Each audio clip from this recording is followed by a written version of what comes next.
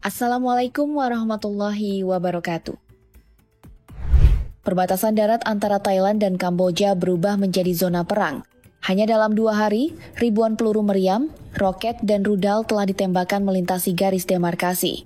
Tidak ada titik terang perundingan, warga sipil panik, dan ratusan ribu diantaranya kini terpaksa meninggalkan rumah mereka. Puncaknya, jet tempur F-16 milik Thailand dilaporkan membombardir sejumlah titik strategis milik militer Kamboja.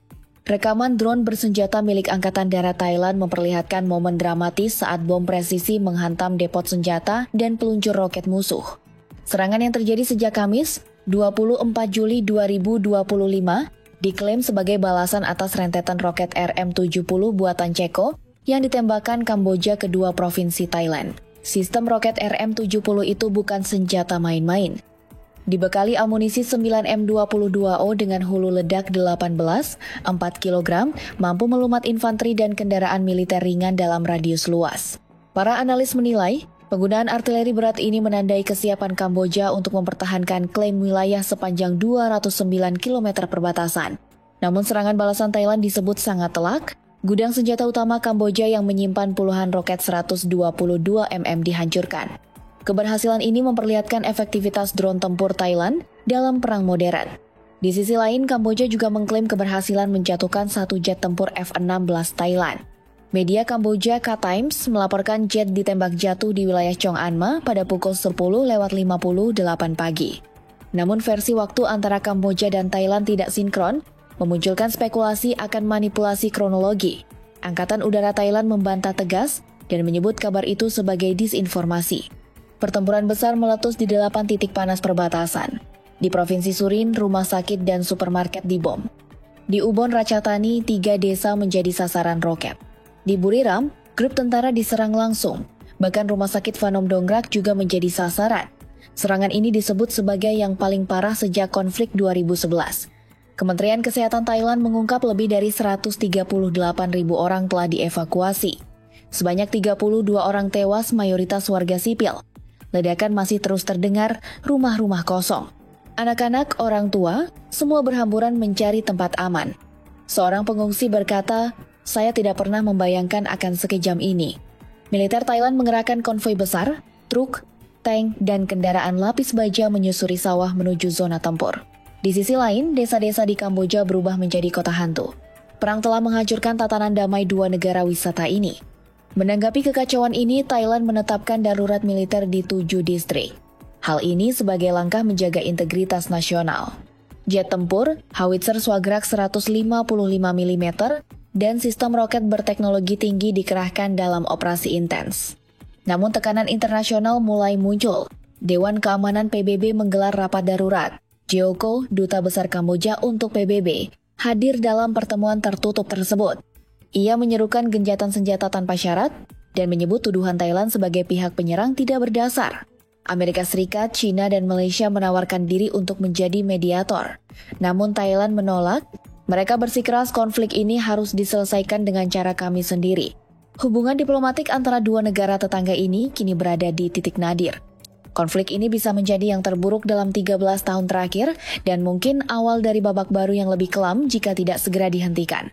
Namun bukan hanya diplomasi yang meredup, sejarah panjang perseteruan pun kembali disorot.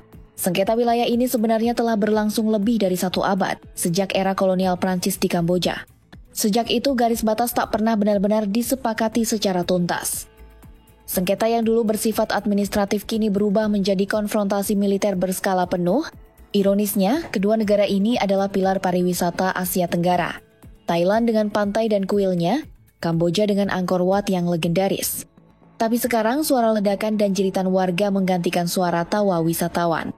Infrastruktur pariwisata hancur, ekonomi terguncang, dan dunia menyaksikan 2 negara bertetangga berubah menjadi musuh di garis api. Sementara itu, pemerintah Kamboja menghadapi tekanan domestik yang sangat besar. Warga mempertanyakan kesiapan militer dan kemampuan pemerintah melindungi wilayah mereka. Joko dalam pidatonya di PBB menegaskan bahwa Kamboja hanya merespons serangan, bukan memulai konflik. Tapi narasi ini dibantah total oleh otoritas Thailand yang menyatakan bahwa peluncuran roket Kamboja ke provinsi mereka terjadi lebih dulu. Di tengah ketegangan ini, ribuan warga sipil berada dalam ketidakpastian. Rumah sakit darurat didirikan di luar zona perang, pasokan obat dan makanan mulai menipis, dan ancaman bencana kemanusiaan mengintai jika konflik terus berlanjut. Para analis militer menyebut bahwa Thailand memegang keunggulan teknologi dan logistik, termasuk sistem drone bersenjata, jet tempur multirole, dan artileri berat presisi tinggi. Sementara Kamboja, meski militer dan ekonominya lebih lemah, menunjukkan bahwa mereka siap bertarung habis-habisan demi klaim kedaulatan. Mereka telah mengaktifkan semua sistem pertahanan rudal dan mengerahkan pasukan cadangan. Situasi kini berada di ambang eskalasi yang lebih luas.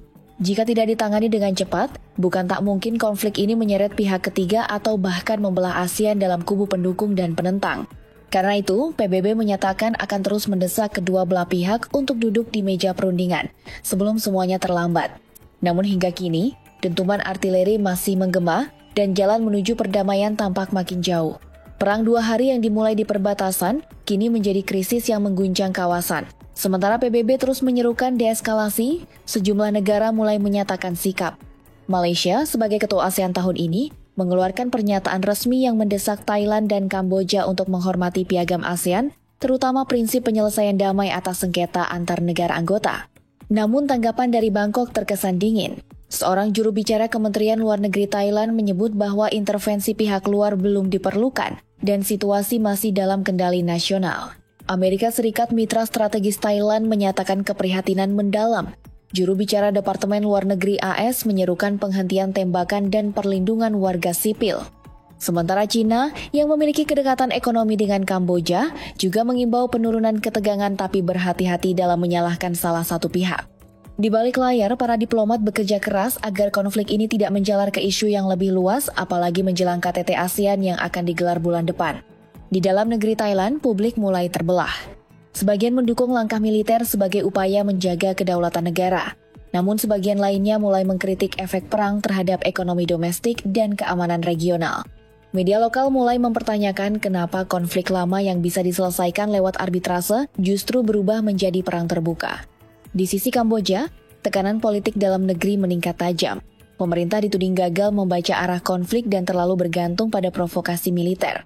Demonstrasi kecil mulai muncul di Phnom Penh menuntut gencatan senjata segera dan penyelidikan atas kegagalan strategi pertahanan di garis depan.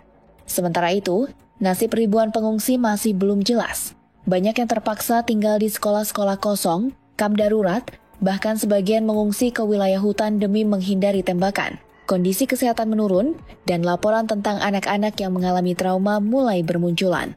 Korban jiwa pun terus bertambah. Sabtu malam, serangan artileri Thailand dilaporkan menghancurkan 2 pos militer Kamboja di Provinsi Odar Minchi. Sebanyak 9 tentara dilaporkan tewas dan puluhan lainnya terluka. Sebagai balasan, Kamboja meluncurkan 2 roket tambahan ke arah distrik Kap Choeng di Thailand, memicu kebakaran di kawasan pemukiman warga. Tak hanya itu, dunia maya pun berubah menjadi medan tempur kedua. Kedua pihak terlibat perang narasi di media sosial, masing-masing mengunggah bukti serangan dan klaim keberhasilan. #Pray for Surin dan Cambodia under attack mulai trending di kawasan Asia Tenggara. Konflik yang semula hanya percikan kecil di peta perbatasan, kini berubah menjadi kobaran api yang membakar relasi diplomatik, meluluhlantakkan desa-desa, dan mengguncang keamanan kawasan. Pertanyaannya sekarang, sampai kapan konflik ini akan terus berlanjut? Apakah kedua negara akan memilih jalan perang total, ataukah akhirnya memilih duduk bersama, menutup luka lama, dan menyelamatkan rakyatnya dari penderitaan yang makin dalam?